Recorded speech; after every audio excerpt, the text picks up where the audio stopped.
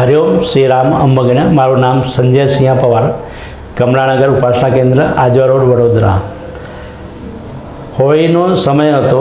હોળી પત્યા પછી 2 દિવસ ધૂળેટી આવે છે। હું સ્કૂલની વાન ચલાવું છું, તો ધૂળેટીના દિવસે મારા ઘેર રજા હતી, હું ઘેર આરામ કરતો હતો અને મારા ઘેર મારા ભાઈના બાળકો નાના હતા, તે લોકો આવીને ટીવી ઉપર ગેમ રમતા હતા।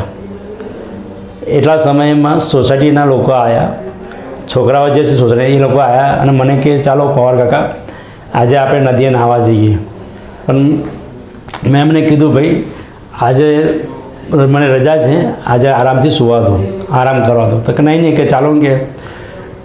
તો હું એમની જોડે પછી જવા નીકળ્યો અને મારા ભાઈના છોકરાઓને એમને ઘેર મોકલ્યા અને અમે લોકો 10 કે 15 મિનિટ થઈ હશે અને હાઈવે રોડ પકડ્યો હશે ગાડી લઈને જવાનો હું, અને 10 મિનિટ પછી મારા મકાનનો આખો સ્લેબ તૂટીને નીચે પડી ગયો હતો।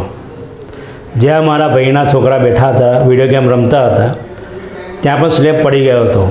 10 મિનિટ પહેલાં જો પડ્યો હોત તો ભાઈના છોકરા જે હતા એમના માથા પર વાગત, કંઈ પણ મોટો પ્રોબ્લેમ થાત, મને બી તકલીફ થાત। બીજું કે બાપુની કૃપા એવી, જ્યાં હું સૂતો હતો પલંગ ઉપર ત્યાં સ્લેબ કટિંગ થઈ ગયો હતો।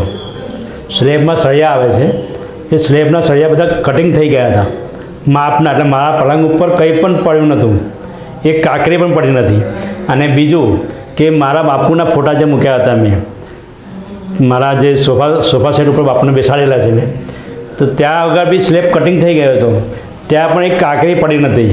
બાકી આખો સ્લેબ મને આકાશ દેખાતું હતું ઉપર, એવો સ્લેબ પડ્યો હતો।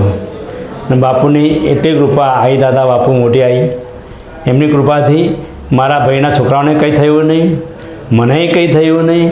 અને બીજું કે અમારા જે બિલ્ડર છે સોસાયટીના, એ કોઈને પણ એક ઈંટ પણ મફત નથી આપતા, એક ઈંટ હું એક રેતીનો કાંકરી પણ મફત નથી આપતા। એ ભાઈએ બાપુની કૃપાથી મને આખો મકાનનો સ્લેબ મફત કરી આપ્યો। આ બાપુની કૃપા છે। એ બાપુનો તો મારી પર બહુ જ ઉપકાર છે, જેટલું કહું એટલું ઓછું છે મારા માટે। હરિઓમ શ્રી રામ અંબગનાથ સ્વામી।